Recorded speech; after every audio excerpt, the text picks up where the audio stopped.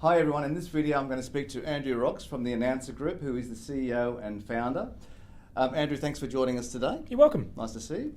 In your opinion, what factors are influencing the Upper North Shore property market at the moment?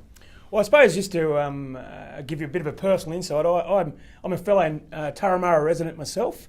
Although our business looks after the entire continent, I have a passion about it in my local area. And I think that the property market at the moment, the influences are coming from people's opinions. So there's a lot of speculative media around whether or not properties are overpriced or underpriced. But the one thing I can tell you is this is a super city, and when you look at the world and look at all the cities that are above 5 million people want to go there. They're economic powerhouses, and there'll be continual demand, intergenerational demand for people to live in this fair city of ours. And on top of that, the Upper North Shore probably presents, if not Australia's best educational belt, I believe, and so it's an added attraction for the area with just spectacular schools. Okay, there's a lot of speculation about interest rates. Will they rise? What's your opinion? Absolutely. So there's two answers to that. The overall Australian market, so if you take all the markets in, doesn't necessarily need an interest rate rise. There are markets such as Western Australia, parts of Queensland, where they actually need a fall to stimulate demand and whatnot. So the government can't really rely on the Reserve Bank to do that for them anymore. What they then do is they do what's called macroprudential tightening, which is more of a direct approach. An example of that is they'll say limit interest-only loans or increase increase requirements in these suburbs or these postcodes, and that's been going for about 2 years around Australia, and I believe it's doing a good job in preventing a hard landing.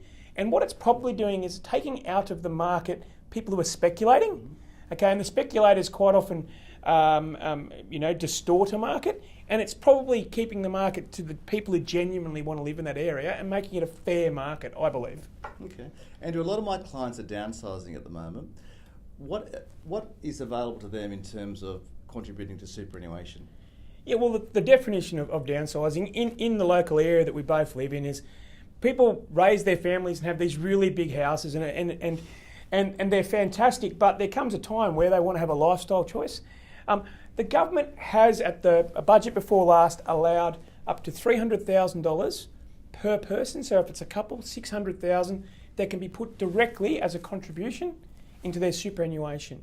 Why that's relevant is that you can put $600,000 into a tax environment where you paid maximum 15%, but most probably with shrewd investments, they're about 0% with franking. So it is a fantastic tool to assist you in creating that income stream to enjoy the lovely unit or lifestyle that you want in retirement.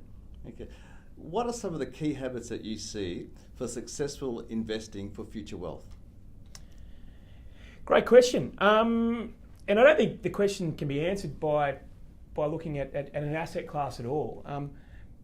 In the 25 years that I've been doing this, the key to what makes a successful person over that period of time is their ability to make a decision. They go out, they seek professional advice, real estate, accounting, investment advice, but after doing that, they actually make decisions. People who don't make decisions, who put it off or rely on opinions of other people, generally are far less better off than people who make decisions, even if some of those decisions aren't correct. So that's my answer: is decision makers and are the key to success.